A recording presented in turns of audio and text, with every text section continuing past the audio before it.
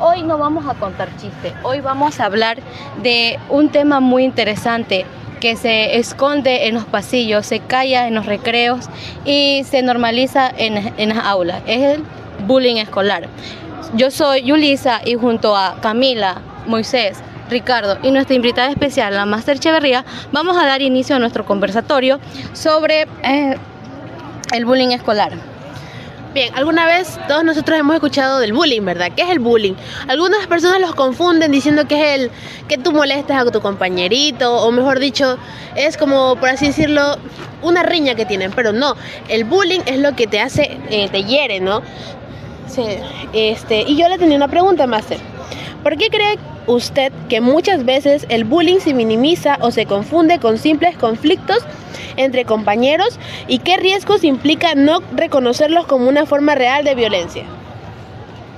Ya, existen algunos comportamientos que en nuestro entorno están normalizados, cuando se pone apodos, por ejemplo, o cuando me ha pasado casos que se tocan sin consentimiento, ¿no? Todas esas cosas se normalizan y los chicos pasa desapercibido, pero todo eso forma parte del acoso escolar. Si una persona pone apodo a otra y no usa su nombre, y eso ya perjudica de cierta manera al estudiante. Entonces es por eso, ¿no?, que se invisibiliza este acoso debido a la normalización tanto en los hogares como en algunas instituciones.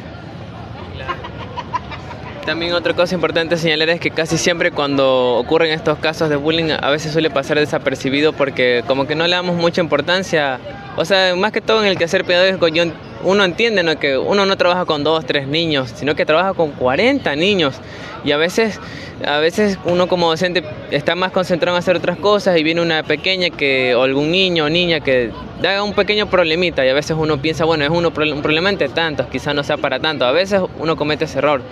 Pero quizá uno tiene que tomar en cuenta hasta el más pequeño conflicto que se genere dentro del aula, ¿no? Yo también le quería hacer una pregunta. Usted como docente, ¿cuál cree que sería la manera para poder identificar un caso de bullying o de acoso escolar? Ya, la manera más común, se podría decir, es cuando es algo reiterativo, ¿no? Si sucede de pronto una vez, uno les llama la atención, conversa con ellos y no pasa a mayores, creo que tiene solución, ¿no? Hay una primera alerta de diálogo, pero ya luego si es algo reiterativo, inclusive pues algunos llegan a sufrir un bullying agresivo, entonces ya ahí sí hay que tomar acciones, tanto a nivel de los DS, a nivel de las instituciones, exactamente. Entonces ahí ya se inician procesos, ¿no? Se inician estas alertas, muchas veces algunos docentes, como dijiste, por el trabajo diario no se detecta, pero siempre tenemos que estar preparados. Bueno, en mi caso, yo he visto de cerca, ¿no? Inclusive mi hija sufrió de bullying cuando era pequeña, entonces yo enseguida detecto un comportamiento inadecuado, alguien que ya está como que cohibido, un niño que está rezagado, yo detecto enseguida.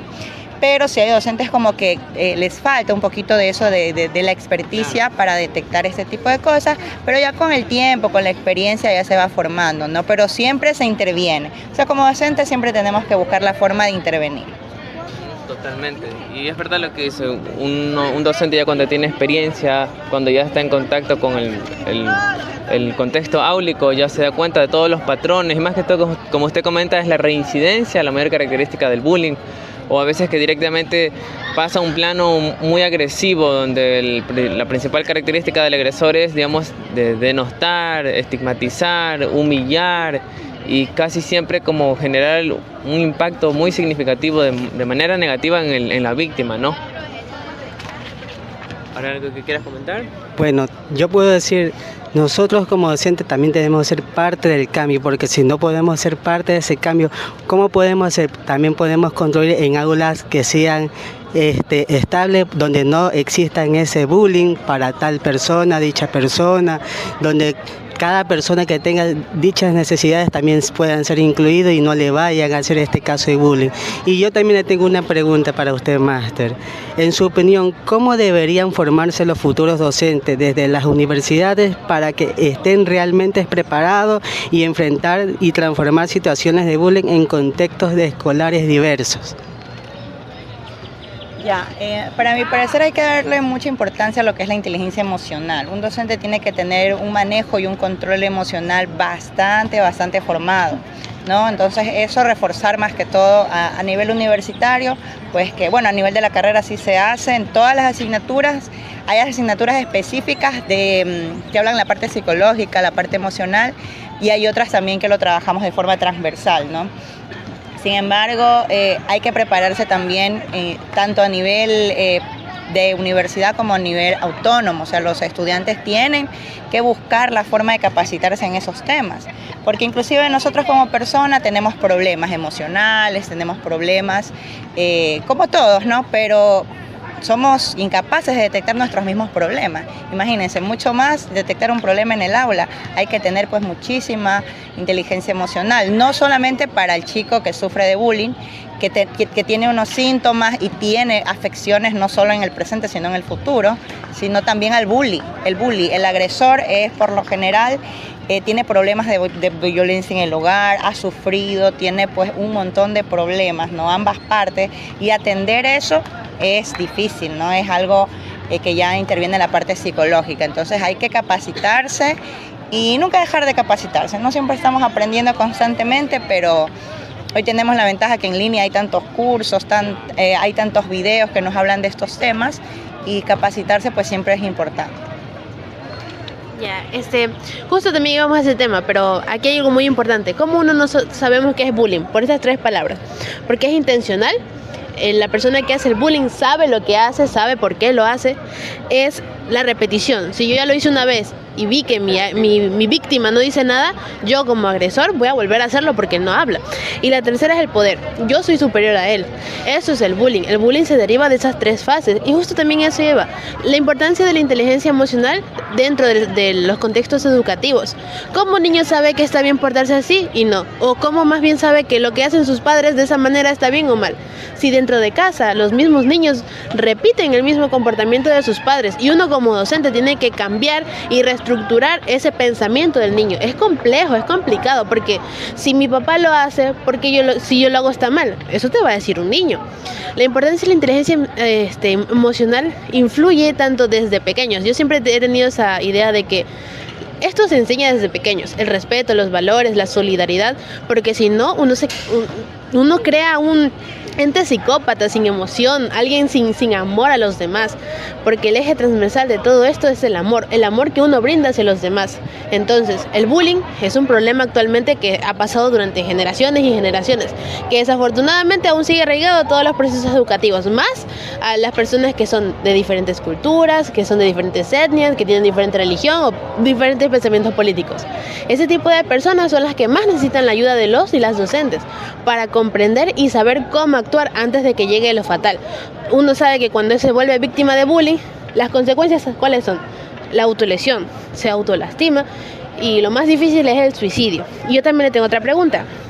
¿Cree usted que el currículo educativo actual en Ecuador ofrece espacios suficientes para abordar temas como el bullying desde una perspectiva crítica y transformadora, o se trata como un tema aislado y puntual?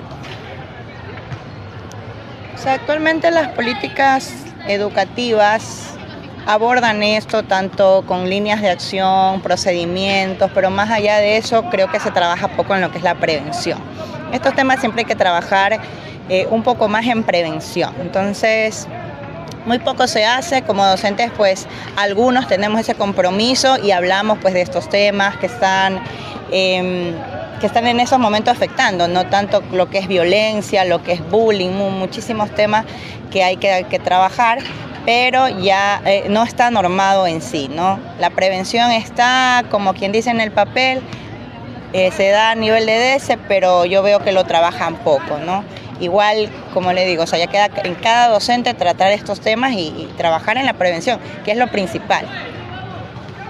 Bueno, también entendemos que la parte de docencia es un parte fundamental para entender y poder hacer razonar a los estudiantes que sufren bullying y los que hacen bullying. Pero también debemos tener entendido que una parte también primordial es la familia, que la familia es también esa base de cómo el alumno puede progresar, porque ellos deben estar atentos en su casa de cómo llegan sus hijos, de cómo se expresan de las demás personas. Por eso, máster, yo le tengo una pregunta. ¿Cómo considera que se puede fortalecer la relación entre escuela y familia para detectar a tiempo situaciones de bullying? ¿Y qué señales cree usted que padres y docentes deben aprender a reconocer antes de que el daño avance? Claro, en estos casos siempre hay que comprometer a los padres de familia. Sí en estos tiempos se observa un abandono a veces de parte de algunos padres, a veces no es por voluntad, ¿no? Porque ellos que trabajan, porque tienen sus responsabilidades y obligaciones. Antes la escuela era de puertas abiertas, hoy por tanta delincuencia y violencia ya no se puede hacer una escuela de puertas abiertas, es una escuela de puertas cerradas, y eso desvincula también la unión del hogar con la escuela, ¿no? Pero siempre se trabaja por fortalecer, ¿no? Hay que tratar de aunar lazos, la comunicación debe ser constante entre el padre de familia y más que todo comprometerlo para ese cambio, ¿no? Porque a veces los docentes pues decimos, no, es que en el hogar no hay control, pero no sabemos cómo está ese hogar, no sabemos el contexto. A veces pues hay madres solteras, hogares con 5 o 6 hijos, entonces es complicado, ¿no? Hay que tratar de comprender y más que todo yo digo comprometer al padre de familia, pero de una forma en que en realidad se haga entender que gran parte de lo que es ese pequeñito, ese ser humano, viene de ellos, ¿no? De ellos mismos, cómo son los tratos en el hogar y eso. Máster, una cosita, usted comentó de que su hija sufrió bullying y entre todos nosotros nos gustaría saber cómo fue que usted identificó, cómo solucionó y cómo abordó, porque sabemos que una persona que sufre bullying es alguien que susurra, no lo grita. Desafortunadamente el bullying no es algo que enaltece ni se grita. Las personas que lo sufren son las que más silencio hacen, Así que nos gustaría saber su experiencia de cómo fue pasar por todo este proceso y resolver sobre todo esto. Ya, bueno, en el caso de mi hija sí fue algo, ella sufrió un bullying sumamente agresivo, fue algo que duró años y luchando, pero yo era una madre joven en ese tiempo, pues fue hace mucho, ya tenía 5 añitos y yo pues mi inexperiencia trataba de solucionar, yo la veía a ella que era diferente, su comportamiento, estaba como que agresiva, no quería ir a la escuela. Eso es un indicio principal. Cuando el niño no quiere ir a la escuela, algo pasa.